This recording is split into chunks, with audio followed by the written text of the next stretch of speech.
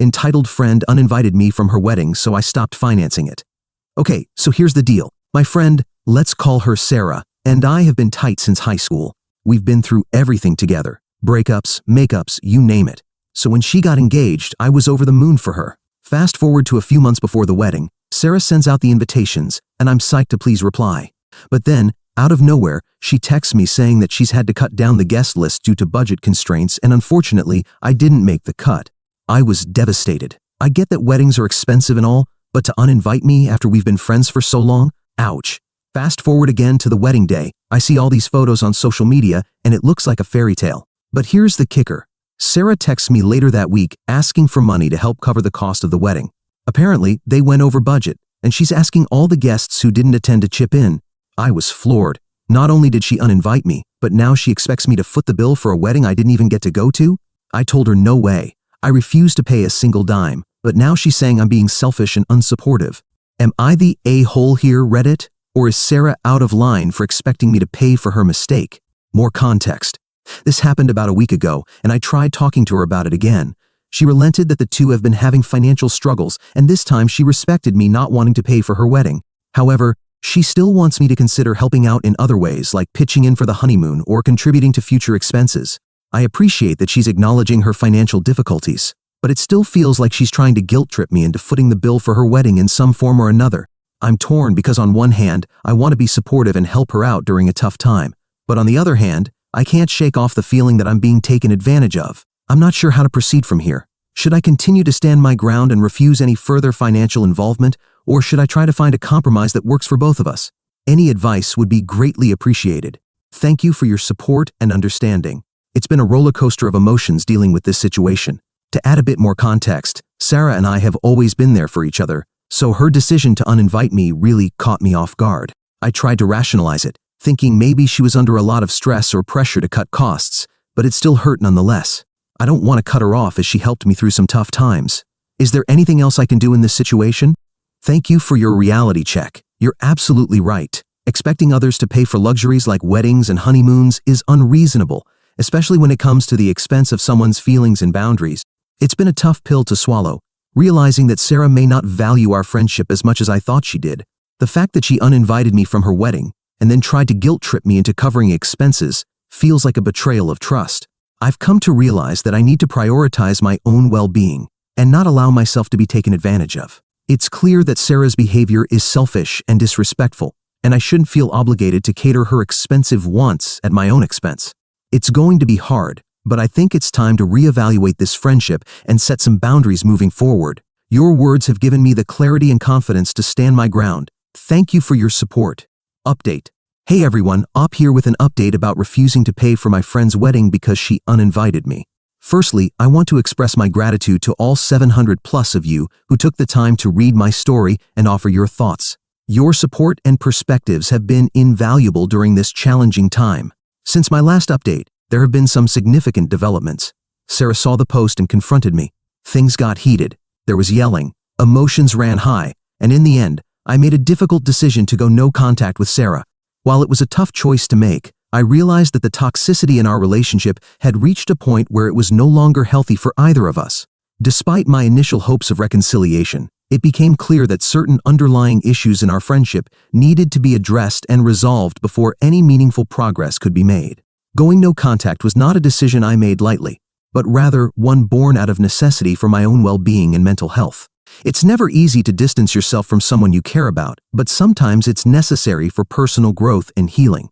I want to thank everyone once again for their support and encouragement throughout this journey. Your words have been a source of strength and comfort during a challenging time in my life. Moving forward, I'm focused on prioritizing self-care and surrounding myself with positive influences. While it's sad to say goodbye to a friendship that once meant so much to me, I'm hopeful that this decision will ultimately lead to greater happiness and fulfillment in the long run. Thank you all for being a part of my story and for your unwavering support. Sorry, no laughing/clown emojis. And let's get one relevant comment from the community. Yeah, if you handed that out, you'd be a massive a-hole. Sorry about having to go no contact, but seems like it was the only way forward to keep yourself sane. Best of luck. The OP replies, it hurts because she helped me when I was battling depression and low on money, but thank you for your understanding and support. It wasn't an easy decision to go no contact, but sometimes it's necessary for self-preservation. Your words mean a lot to me, and I appreciate your well wishes. Here's to prioritizing our mental health and moving forward towards a brighter future. Take care. Story 2. Am I the a-hole for leaving a dinner party after a girl sat on my husband's lap? I am still so shook with everything. So sorry for my rambling. My husband Jake and I had been married for 3 years, and from the beginning he was very close with his best friend's sister Cindy, 18 female. Well, my husband would often talk about her and how he had seen her grow up throughout the years. Cindy is always very bubbly and seems very fond of Jake as well. I remember when we were dating, she would ask to come along on our dates a lot. I never really said anything as I liked spending time with her as well. She was like a little sister to me. When we announced our engagement, she asked my husband to better not forget her after being a married man and to still hang out with her. Well, we got married, and I even made her my bridesmaid. Soon, we moved to a different state and kind of lost contact. Now Jake's best friend came to stay with us for some time, and Cindy came along as well. Now the moment she saw us, the first thing she said was how hot my husband has gotten, and she was glad he didn't look like those boring married men. Then throughout their stay, Cindy would just ignore my presence and will be way too close with Jake. I told Jake that it was looking a bit inappropriate and to ask Cindy to tone it down, but he said that Cindy is just a bit childish and is that way with everybody. Well, at their last day, we decided to host a dinner party for everybody. During the party, I was with Jake when Cindy came and told me, "Oh, I need to steal your husband for a while." And before I could say something, she grabbed Jake's hand and took him for playing games. I ignored it since it was her last day. But then throughout the dinner, she was getting way too close with Jake and would just drag him away whenever I would be around while giggling at me. When everybody sat for dinner, I sat beside Jake and Cindy came last. She then said, "Oh, there's no seat," and then just went and sat on my husband's lap. Everybody was surprised, and Jake said laughing, "Cindy, stop acting like a kid. You are not a kid anymore." Cindy started laughing, saying it was a joke, and got up and sat on the other seat while giggling at me. Yeah, I was so angry with the disrespect and with the fact that Jake was so cool with it, but I didn't want to say anything bad, so I excused myself, took my car, and went out. About 1 hour later, Jake called me asking where I was. I told him I am going to my friend's house and I will come after Cindy has left. I know what I did was terrible, but I was so angry at the time that if I had stayed there any longer, I would have probably started fighting or crying. I came the next day, and Cindy and her family had left. Jake was very pissed and said it took things too far. I started crying and told him how everything made me feel. He said I was horrible to think such things about Cindy and that she was like his sister. I told him that I was not doubting his intentions, but I was hurt by how disrespectful Cindy's behavior was, and he was enabling her by not saying anything. He started saying that I sound ridiculous and couldn't even take a joke, referring to the sitting on the lap incident. I said, regardless, I don't want her in my house again. To top it off, Cindy sent a message saying that she was sorry about making me so insecure in myself and that she would make sure to make me feel better. But I should not have left as it was pretty childish and kind of spoiled the mood. It felt so backhanded. I didn't reply anything to her. I just told my husband he needs to maintain a distance with Cindy. He asked if I was giving him an ultimatum. I said, if he will go as far as disregard and disrespect my feelings for Cindy, this really rubbed my husband the wrong way. And he said since I have such disgusting thoughts in my mind and is giving him an ultimatum anyways, then he might as well leave because he cannot live with such an insecure person who has such disgusting thoughts about him. He packed a bag and left to his mother's place. I have tried apologizing numerous times, telling him how sorry I am for everything, but he's ignoring my texts and calls. Later, Cindy's brother texted me and called me a bunch of names to think like that about his sister, saying, Jake should just leave me and a disgusting person like me deserves to be alone. I could not stop crying after that. I don't know how to fix this. Is there a way to even come back? Was I so wrong to deserve this? I don't know anymore. Edit. People who are asking our ages. We are 25 years old, just months apart. Update. Thank you all for responding and people who gave me good advice and personal messages. I couldn't read all the comments, but now I know my feelings are valid and boundaries were crossed by Cindy. And during the dinner, there was Cindy, her brother Sean, and his girlfriend, and their cousin Derek, also a good friend of my husband with his boyfriend. So I called Derek and asked about the situation and what happened after I left. He was sympathetic and said that after I left, at first they thought I would come back after some time. However, things were really awkward. But when I didn't come, Sean's girlfriend told Cindy that she was so disrespectful for doing that. Derek and his boyfriend also said the same thing. To this, Cindy started crying, saying they didn't have to corner her and attack her over a silly joke, that she didn't know it would get so out of hand. She then left the room while crying. Jake didn't know what to say, and everybody left early the next day. Derek also told that Cindy has always had issues with boundaries, and when he introduced his boyfriend to everybody, Cindy would get too close and would joke that she was just checking if he was really gay. They were really uncomfortable with it as well, so Derek confronted her, to which Cindy rolled her eyes and said they can't take a joke and eventually stopped. This all sounds so bizarre. I don't know what's going on with Cindy. Sean's girlfriend also texted me saying she was sorry for what happened. I told him how Sean's message was inappropriate, but she had no idea about the text. So I sent her a screenshot and asked her to tell Sean to not harass me again. She was very apologetic and said she would talk to him. Now my mother-in-law called and asked what was going on, as Jake didn't tell her, and only said, "We had an argument." I was a bit hesitant to tell, but eventually told everything. She was furious at my husband. She said they will be coming to have a talk. So yeah, I'm just waiting for them to arrive and really nervous. I don't know if what I did was right or wrong, but we will see. As for people saying my husband is some pedo, or they are having an affair, I know this is furthest from the truth. I never questioned his intentions, but what hurt me was the lack of respect from Cindy towards me. And now for a couple relevant comments. First up, you said other people at the party just stared? Am I mistaken? And no one said anything to either of you? The OP replies, "Precisely, Cindy. Her brother and his girlfriend, their cousin with his boyfriend, were present. It wasn't a big dinner, and when it happened, everybody did get silent. But as my husband laughed it off, they didn't say anything either. But I guess they saw I was not okay, so things were awkward. I don't know what happened after I left. Maybe they said something to Cindy or not. I don't know. I was so overwhelmed with everything, I didn't want to talk about it anymore." Someone else chimes in, "They all just watched Cindy try marking her territory on your husband. That's disgusting. I'm so sorry you're dealing with this. I'm not sure what you do next. Best wishes and hugs sent your way." One more person says, "Do you have any connection with the brother's girlfriend? Maybe it's not a good idea, but I'm just wondering if it's worth texting her to ask, am I crazy? She was being inappropriate, right? Just trying to get another outsider perspective. But I don't know the relationship you have with her. That could make things worse depending. I think you're not the a-hole for sure. Your husband should take your side over his own family, let alone a girl clearly flirting with him who he claims to see as a sister." The OP replies, "I was overwhelmed with everything and just so embarrassed that I didn't want to talk to anybody about it. But now, I will definitely reach out to other people who were there and ask them about what happened after I left and what they think of the situation." Update.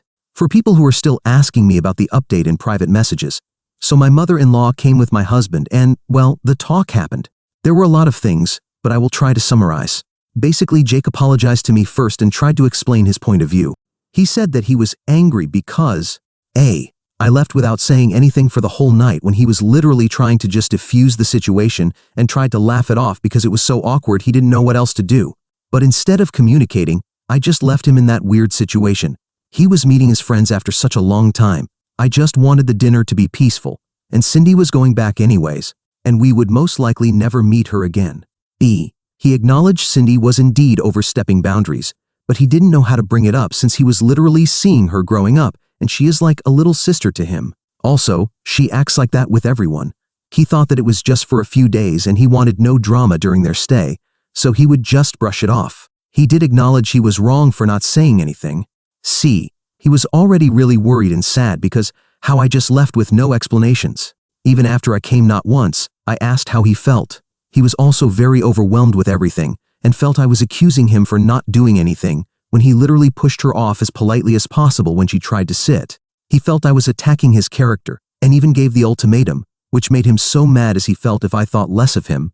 It wasn't about Cindy, but about how easy it was for me to question his sincerity.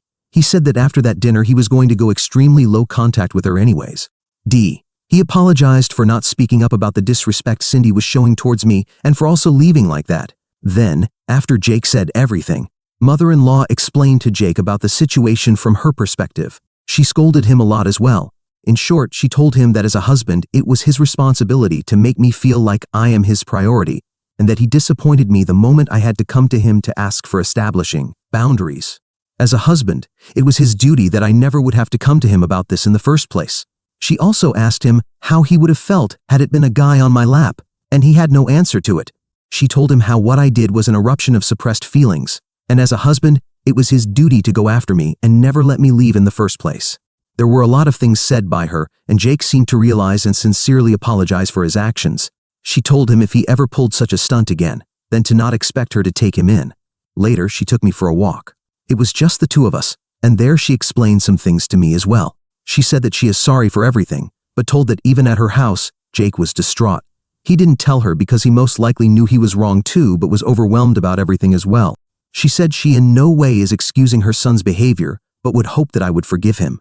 She also said that in no circumstance I need to leave my house, as it was my house and my family. She said I shouldn't be afraid of speaking my mind if anything makes me uncomfortable, and to talk to her if Jake does something stupid again, and she will set him straight. She hoped we will work it out since she has seen our love for each other, and it would be sad to see us split up due to some disrespectful brat. Her words?